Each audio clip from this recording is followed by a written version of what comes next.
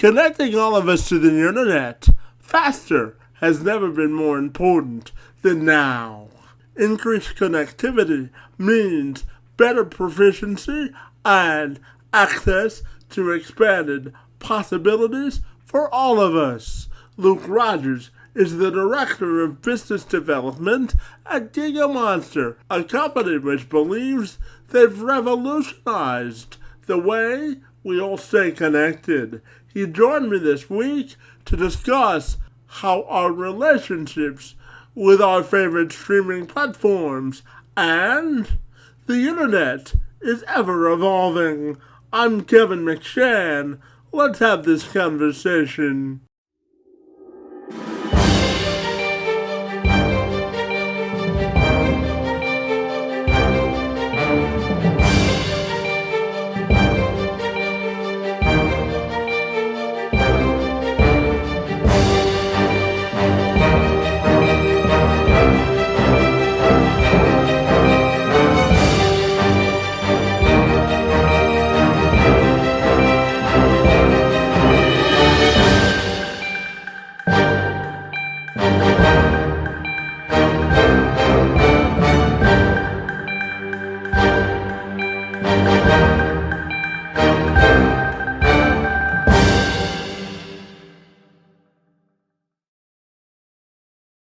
Good stuff. Luke, if you're ready, we'll get started. And I Ready. want to welcome you to the show. And we're excited to talk a little bit about the digital space today and how the internet has evolved with you this afternoon. So thanks for being here. Absolutely. Happy to be here. So, Luke, the first issue I want to tackle with you today has to do with education and how it's moved virtually, with Yep. so many kids having to finish the school year virtually. I'm just wondering your thoughts on if you think that's going to continue and how you think virtual education will look in the future. Yeah, I honestly think that this has been kind of a dry run for the way things were going anyway.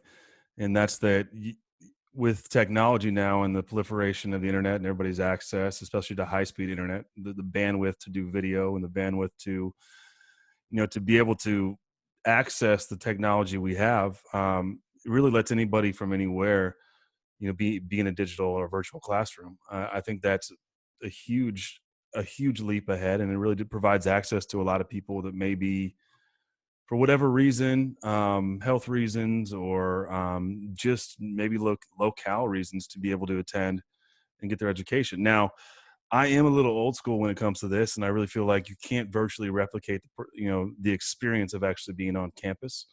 I actually loved college, and so as much as it does provide access to people that don't have that, either the ability to be there or the financial wherewithal to actually physically go to college, or be on the physical campus, I think it does provide a ton of opportunities, and also gives you a lot of leeway to be wherever you want to be and virtually still be in school.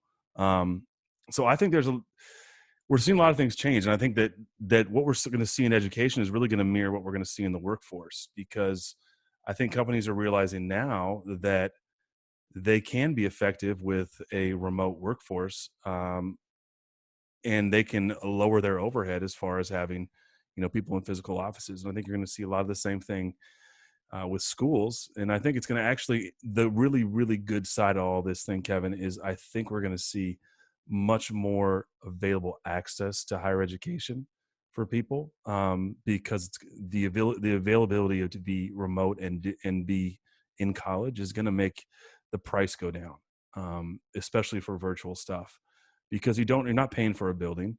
Uh, in theory, a teacher could teach up to thousands of kids. You don't have to worry about putting college kids in a room necessarily, right? They can all be virtually in a room. And so just by economies of scale, you should really bring the cost of education down, by providing a virtual platform. Now, just one follow-up for you. Do you think the evolution of virtual education will sort of take away from the in-person learning experience? I'm wondering your thoughts on that. Yeah, I do. I really do. I think, you know, from someone who's had that in-person education, and then also someone who's worked in person. Now I work remotely, and so I'm kind of going to go off that experience, since I didn't have a virtual experience with education. I did my MBA at San Diego State, and it was all in person. And for me, it's a lot about collaboration with other people, right? Like I think school is as much about networking, relationships, and developing those in intrapersonal skills and interpersonal relationships that is not really easily replicated over, over the video. I would make it akin to having like a long distance relationship with, with a romantic relationship, where it's not quite the same as seeing somebody in person every day. You can have the phone, and you can, FaceTime and Skype and all these different things, but you really no substitute for being in person, with another person, or with, with a classroom, collaboration with a team. It's a good tool. I just don't think you can really replicate the in-person experience. Now, there's a lot of extenuating circumstances, I think, that make this a wonderful tool for people that don't have, the ability to be a certain place, or want to do their education or work from their home. So they, I would say it like this, like as a person that gets to work from home, I have the ability to, if me and my wife want to go down to Florida, say, for a week, I could work from Florida for that week. And it doesn't make a difference if I'm in Florida or in my office here in Franklin, Tennessee. As long as I get my job done, it doesn't really matter where I'm at. And that freedom, I think, is very attractive to a lot of people, especially young people that want to travel, want to see things, want to be places, and still can actually virtually, accomplish the things they want to do academically. And in terms of providing education to underprivileged communities, uh, having the job you do, I'm sure that you think that virtual education and providing access to that is important for underprivileged communities as well. Absolutely.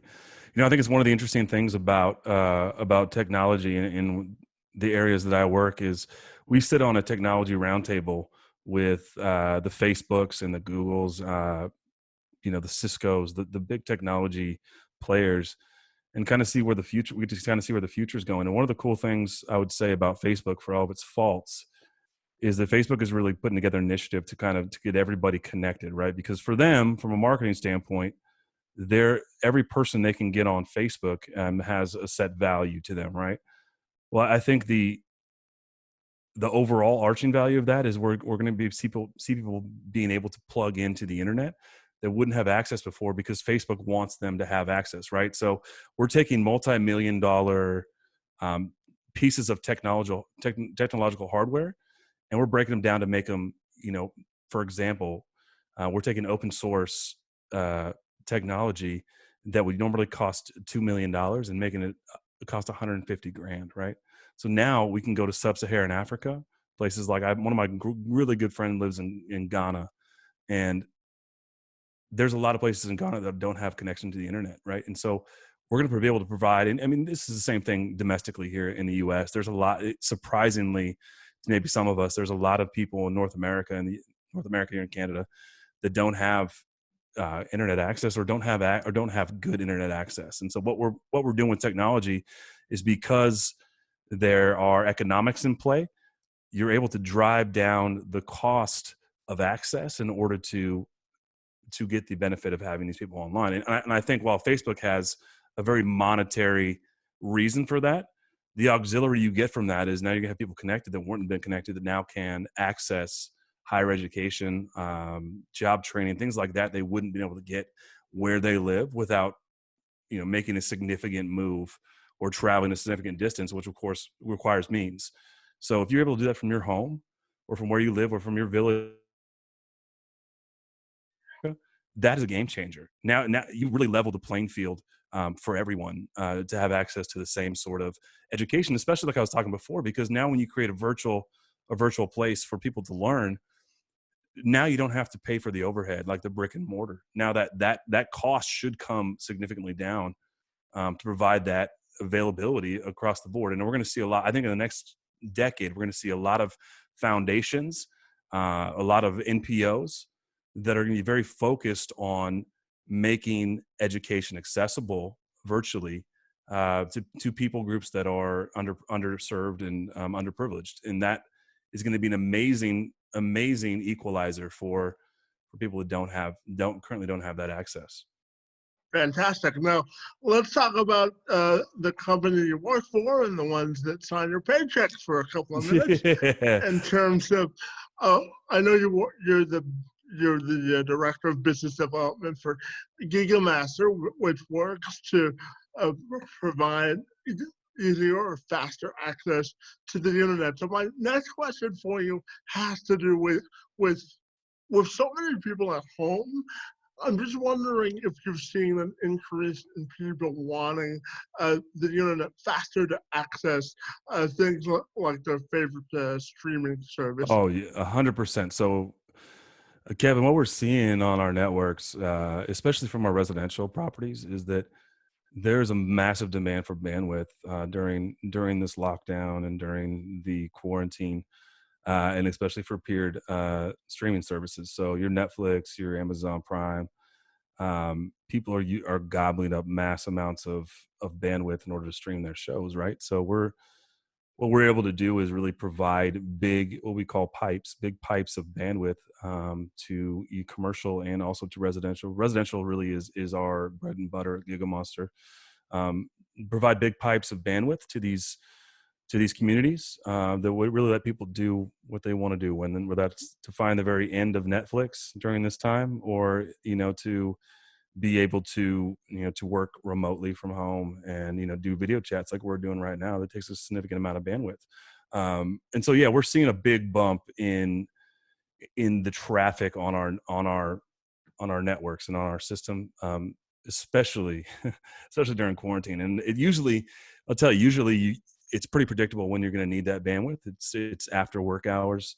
In the world before COVID and before all this, it was after work hours. You would see a big bump in bandwidth, and with people watching Netflix at night, and on the weekends.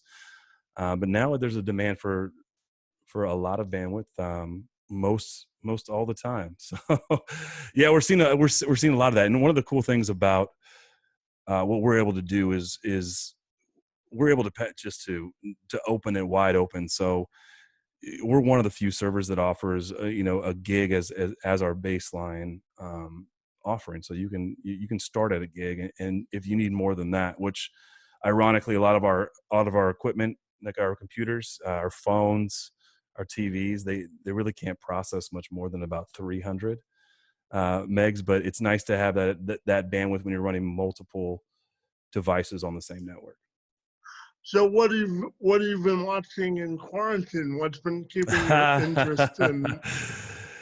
I love watching documentaries. I like to read too. So when I'm reading or watching, I like to watch like true stuff. I do like true crime a lot. So my wife gets worn out by it. So she doesn't want to watch the murder shows, as she calls them.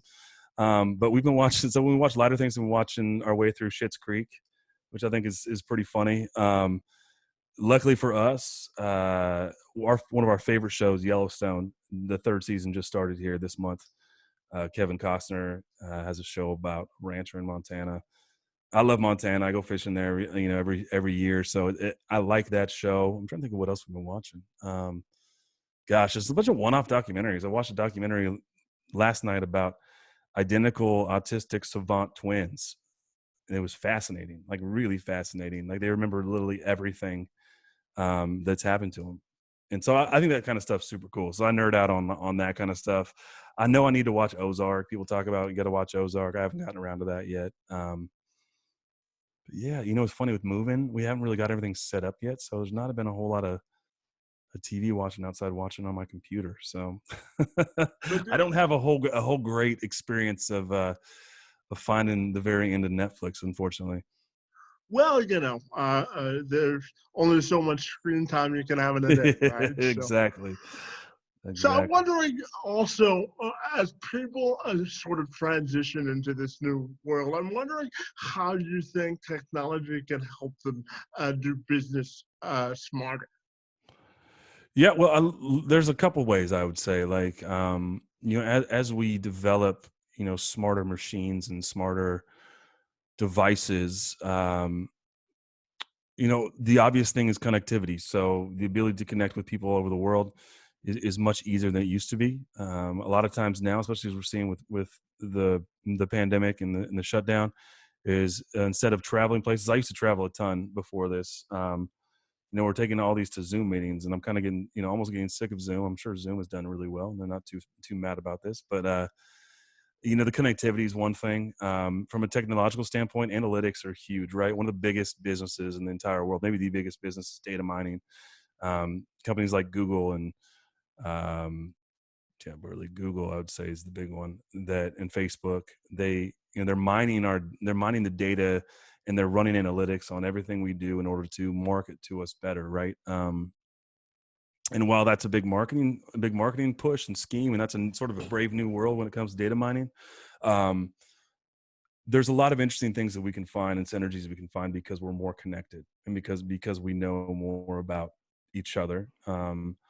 And because we're using the same platforms. And so I really think, honestly, it's a connectivity, and it's a refining of data that's really going to make us more efficient, and more successful in our businesses. If we can, find the exact people, through data mining that need our exact product, that's a huge win, and that it cuts out a lot of shotgun approach where you're just kind of throwing a bunch of marketing ideas against the wall and seeing what sticks.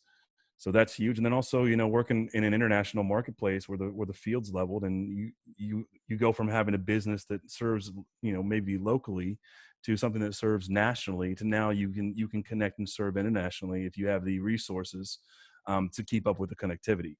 And that, has really, we've seen this in the last maybe 20 years, seen business completely change as the international markets open up, due to the fact that we're all much more connected from a network and from an internet standpoint than ever before.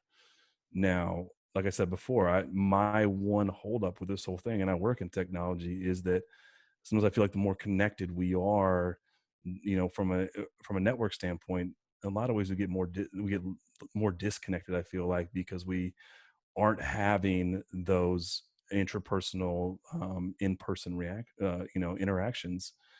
And it's interesting to see how that affects relationships. I think moving forward, the more we do isolated in our offices, like I'm doing right now, uh, the more we're not going to see the people that we can do business with, and shaking hands and doing those kind of things, which have been traditionally, in the way you get business done. So it's going to be interesting to see how things change. I don't think the world's going to go back to exactly the way it was before this, and so we're going to see a lot more of what we're doing right now, when it comes to business, when it comes to education. And I think we'll see less of the road warriors that travel 290, 300 days a year, like my boss was last year. So yeah, it's interesting to see how I don't have a crystal ball, but I think it's pretty easy to see that a lot of people are going to be working from home, and that we're working in an office before that, and so people are going to be able to streamline their businesses by cutting down their overhead, not providing office space for everybody.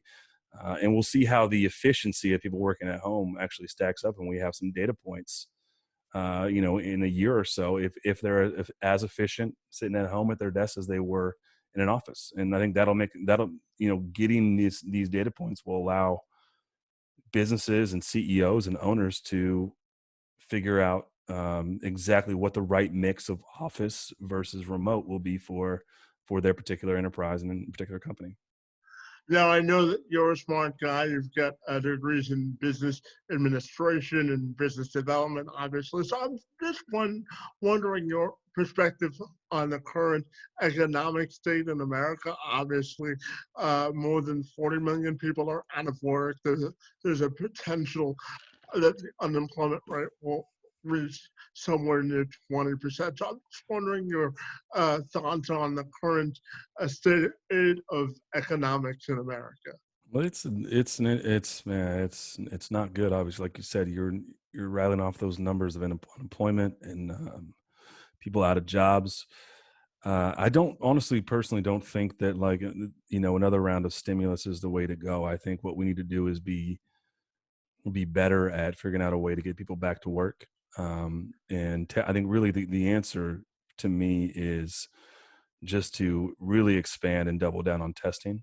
And when people test positive for COVID, we quarantine those people, and then and we get people back to work as much as possible until there is a vaccine. Now, from my understanding of this whole epidemic, it's going to be a lot like the flu in the sense that there are multiple mutations and strains. So it's kind of my belief this is going to be like we have a flu season. We're going to see, this come around just about every year because there are mutations. So really, I think it's just about managing this in concert with the economy. But we honestly can't keep it closed much longer without providing, or inducing just really, really permanent damage. Because what we're seeing here, Kevin, is that, that small businesses, especially, the middle class, really provide the majority of jobs. It's not the big corporations. It's the mom and pops. It's the small businesses that are operating, in our towns, in our cities, that provide a lot of the jobs for everybody. And the longer we keep those closed, the harder it is for them to open. And the harder it is for them to open, the less opportunity there's for those jobs to return. So we're going to need to see, some sort of overarching and turnaround in the way that we do this, as far as policies, as far as testing. There needs to be, I think there needs to be a solid plan. And I think that a lot of it's been, been state by state, which I think is the right thing to do, because no one knows their own state better, at least in the U.S., than the people governing there. Um, but we need to get people back to work, and I think the answer is more testing. Really, it is. It's people that don't test positive, send them back to work. People that do test positive, make sure they're quarantined. Because the reality is that this thing really only, gosh, there's a really small percentage of people that get really ill. There's a lot of people that'll be asymptomatic and have it and test positive, but they won't end up really getting sick. So we've got to be able to, I think, separate and quarantine, and then put the healthy people back to work, with the idea that we essentially will get rid of this as good as possible by testing everyone. And that's kind of what the NFL is doing right now, and that's kind of what PGA golf is doing. We're watching sports really do this, and I think that this model is really the way things are going to have to go in order to open up the economy again. And if there are positive tests, then you get those people help. Anybody they've come in contact with, you test them. As long as they test negative, they can continue to come to work.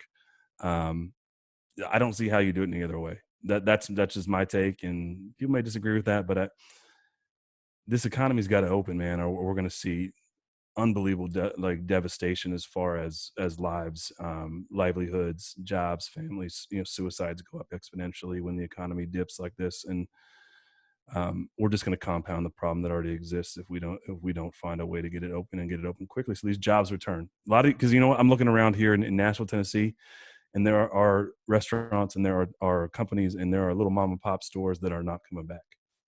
They couldn't hold out, and they're not coming back, and that means those jobs aren't coming back, and there needs to be a solution for that. And part of that solution, bring this full circle, I think, is technology. It's allowing people to do their job from home, so that we can be efficient and be back to work, but be in a place where everybody feels comfortable.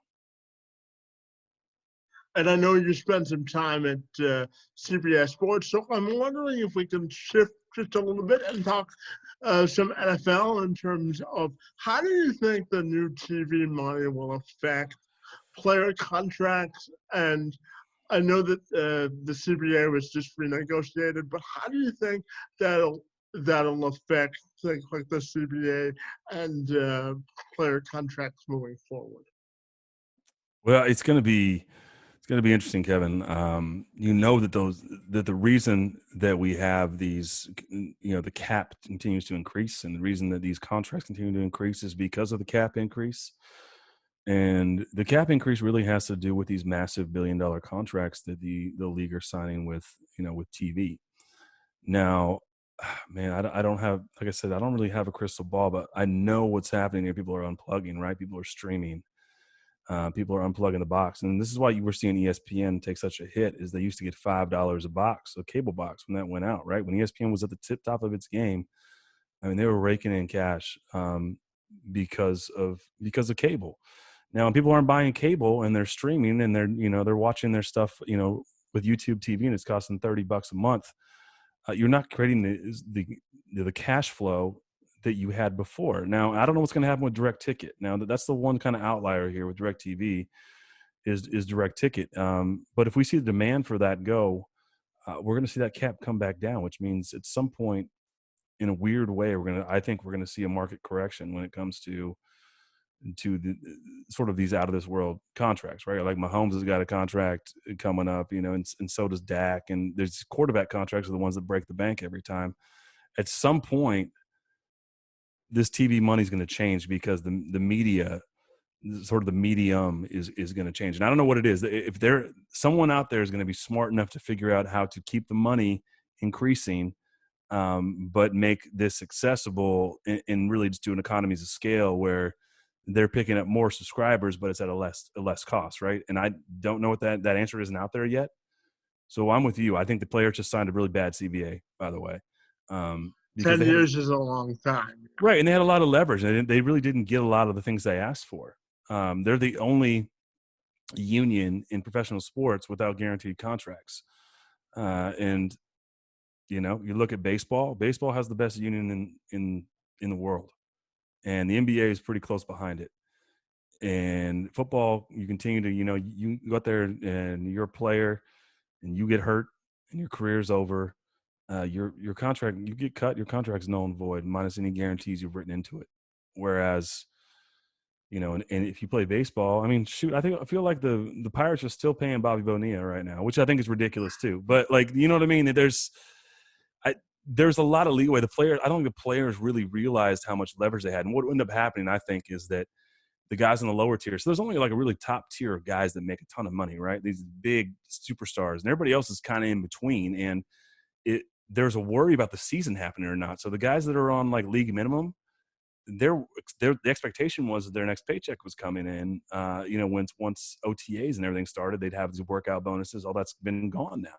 So those guys wanted to sign a deal to essentially get their money. And what they're doing is really sacrificing long-term, big upside long-term for that short-term security.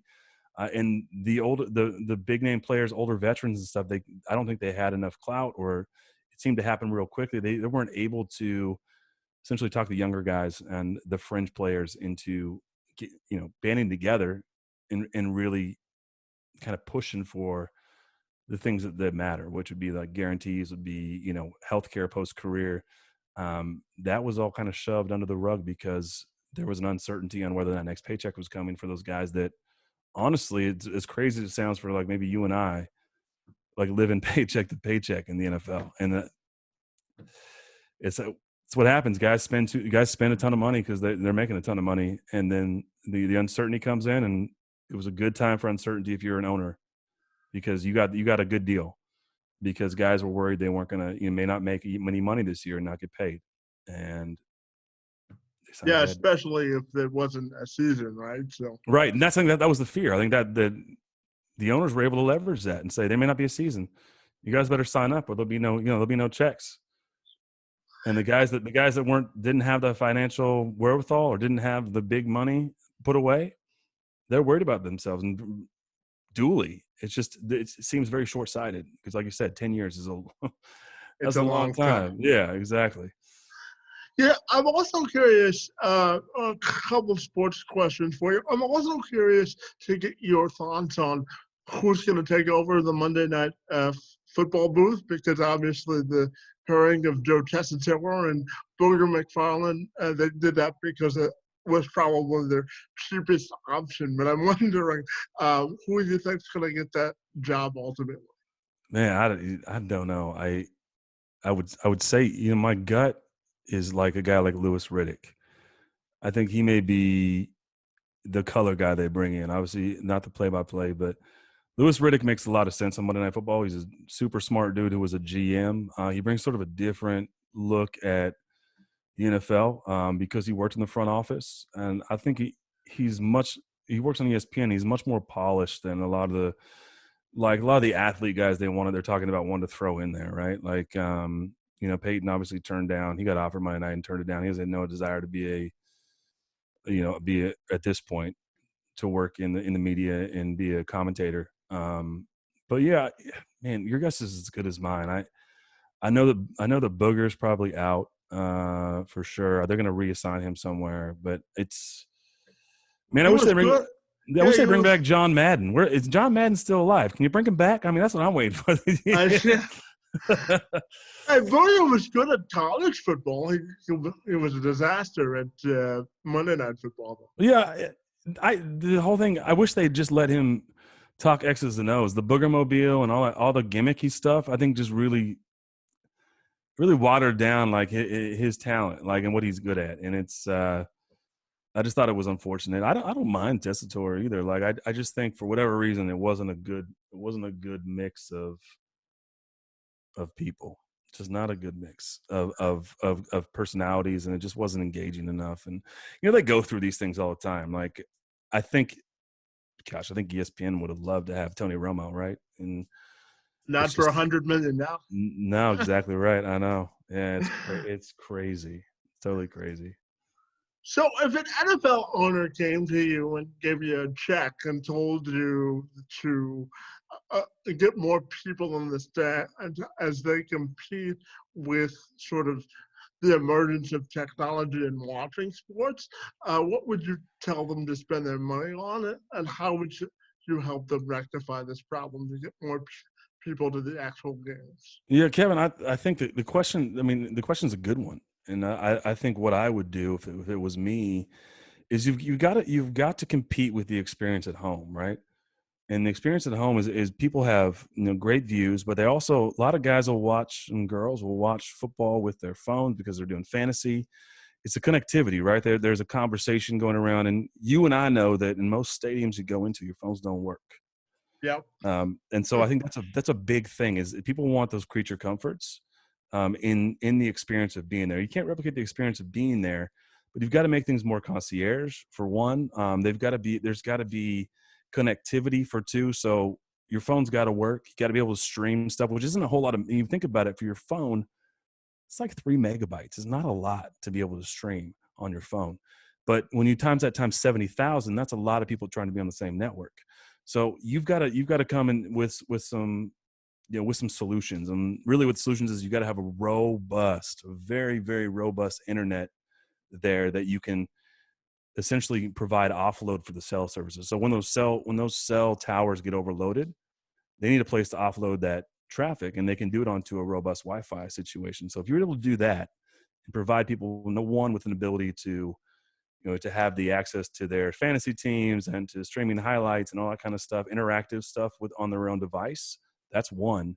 And two is to make it concierge. You've got to make the experience easier and more things at your fingertips. And as far as I would say, having be able to order things from your seat, having that process not be clunky, not be smooth is what I would say, like Chick-fil-A smooth, right? Like so that you're going through and everything it happens timely. And then you've got to be creative about the experiences you create around the game. You want these people to come back. So you've got to, like you see a lot of these NFL teams now are building a little city almost around their stadium, right? Like there's all these different things you can do surrounding the game, whether it's playing something. There's kids can throw balls and do stuff. There's tailgate experiences. There's concerts that happen pre-game. That's the kind of stuff you got to do that you can't get at home, because if you create an experience you can't have at home, then there really isn't a competition between you staying on your couch unless it's just an effort thing. And that's the thing. You also can't make it too expensive. So that's where you kind of run the fine line. You got to provide the amenities, but not at a premium cost, because then nobody would show up. No one's going to show up, man. Like tickets are expensive as they are. And if you're going to, I mean, you just don't, you want to feel like you're getting a good value proposition for your money. Right. And as it is for a lot of these places, their stadiums need a facelift. They're not comfortable.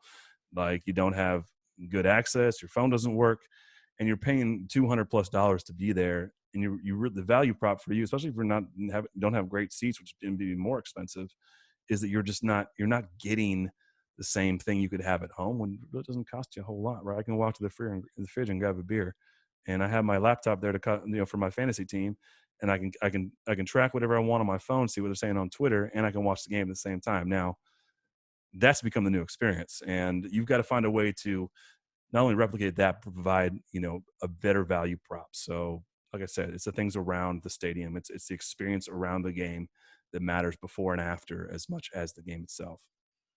Got a few more for you. The first is, how do you think the pandemic will affect people's willingness to want to go back to sports? And how do you think the evolution of the internet will change in the next 5 to 10 years? Oh, first, okay. You know what? I think people are pretty desperate for sporting events, and I think they're gonna find ways to, to try to make it as safe as possible for people that have worries about going to, a big gathering of people. I think we're going to see not full capacity stadiums. We're going to see stadiums that are at 20%, at 50% at some point. So people feel like there's distance, and we'll ease our way back into that as we provide an overarching solution for society at large to feel comfortable. Um, and I think we're going to see a lot of people just decide to stay home, which is going to be interesting. It's going to be an interesting dynamic for teams with used to having stadiums full of 80,000 people. When you go from that to say 30 or 20,000 people, it's different for the players. It's a different atmosphere completely. Man, I'm interested. I'm interested as anybody else to see how it opens up, and how they get people there, and do it in a way that people feel comfortable enough to go and watch games, because people are starving for sports. I mean, I tell you, I'm one. There's nothing to watch on TV. Like I miss the tournament. Gosh, the tournament was, the Masters, and anything else that we would have had here during NBA playoffs, hockey, all that stuff. I miss all that, and it's bizarro world to have it gone. So as much as anybody, I'd like that back. I mean, I don't know. They're gonna have to figure out a way to make people feel safe, and we'll see who does it best. And that model, everybody, you know how it is. It's a copycat league. Everybody's gonna do the same thing once they figure that out. As far as how the internet's going to change in the next 5 years, I think 5G is going to change a lot of the way we do things. It's going to provide, crazy access speeds in the thousands, in the gig up, baseline. So we're going to see, our devices become that much faster, that much more connected. And I think we're going to see the speed of everything as far as business communication. We're going to see all that speed up significantly. Access points. If you can put 5G towers in places where they don't have traditional internet access. There's no NAP. There's none of these places where internet comes out of the ground. There's no internet run there. But you can run 5G. You're going to see the world become connected in a way that never has before. Now, that's probably good and bad. And so I think we're going to see, I think we're going to see a lot more what we were talking about. A lot more people being able to do things from the comfort of their home. A lot less people, go into offices. A lot less people go into traditional university. And so I think we're going to see some of our institutions that have been the same old for the last century, as far as how people work and how people go to school. We're going to see that stuff change drastically as the connectivity and speed of connectivity increases. Yeah, and you know what? We're going to see a lot more. I think we're going to see a lot more esports. I think that's going to be something that's going to really grow in the next 5 years. Kevin, is as people are able to stay home and play games, and the generation coming up loves video games. And I don't really get it. I don't really get getting on Twitch and watching other people play video games, but Yeah, I don't get the video game. yeah, but you know what? There's a huge market for it, because the smart people in this country, in this world, are investing in it. And so we're going to see a lot of that stuff, and I think it's going to be weird. We're going to be like the old guys. I'm saying, get off our lawn, man. What is this video game, sports thing? But it's coming, man. So yeah, people will spend money for it. But they will. hey, finally, I know that you spent some time in Canada in your previous life, and I know that you have an affinity for the country in which I I do. live. So can you just tell me how you remember Canada and Absolutely. some of the times you had here? Yeah, absolutely. I love Canada. So I was 25 years old right before I went back to school. to get my MBA. I took some time off after college. I moved to Australia for a year. Came home to Northern California, and then I ended up going on tour with a couple of some buddies that had a band. They had like a metal band, and they were out of Kelowna, BC. So I went up to spend a summer. I'd worked for the county back home, and accrued all this overtime and time off. And I knew I was going back to school, so I quit my job, but I had like 3 months of accrued vacation and overtime. So I essentially gave my notice, but said I'm my notice to quit because I'm going back to school is here, but I'm not going to actually potentially file it till I take all my vacation time. So what That's I did is, smart. yeah. So I took 3 months and I went to Kelowna, BC, to Lake Okanagan, which is amazing in the summer. British Columbia is gorgeous. So we were up there, got on the lake, wakeboarding. I'm 25 years old, so it's me and a bunch of my buddies, and then they did a tour, west coast to east coast of Canada. So we went through all the provinces. We played in a ton of major cities. I got to see everything. I got to drive across the prairie, got to go through the Canadian Rockies and go to Banff. Got to went to Toronto, Ontario, went to see all the French Canadians in Quebec, all the way out to Newfoundland, way out on the East Coast.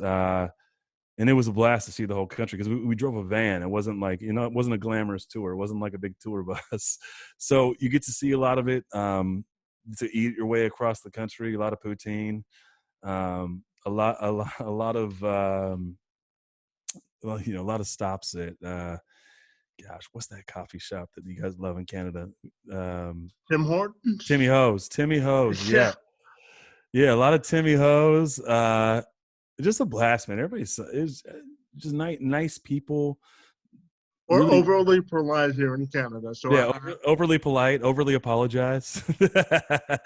It was fun. It was a blast, and I really loved like getting to see the diversity of the country, because it reminds me of like I've driven across the U.S. as well, because you get the West Coast is vastly different than the East Coast. The middle of the country and the prairies and Saskatchewan and Saskatoon and all, is vastly different than what you have in Ontario. It was it was an amazing experience. I wouldn't trade it for anything. And I love the country. I think that, gosh, I'm trying to think what my favorite spot. I love BC. I love the Rockies. And I really liked Toronto. It was a great city. it's a Quebec busy city in Toronto. yeah. Busy city. And Calgary was fun. Really like Calgary. French Canada is a little different. Like, people aren't as nice there, I would say. They're a little bit more forward in French. Yeah. But gosh, we ate our way through there. It was, gosh, food was great there. So, yeah, I loved my entire experience in Canada. I got America's hat is one of my favorite countries. So. Right. Hey, Luke, I want to personally thank you for taking a few minutes to talk to me. Absolutely. We covered a lot of subjects, and we enjoyed your insight and perspective, and I just want to thank you for joining me this afternoon.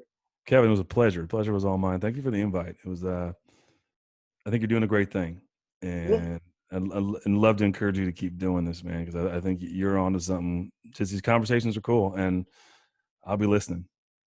Thanks so much for your time and for the kind words. Have a great weekend, and until next time, buddy.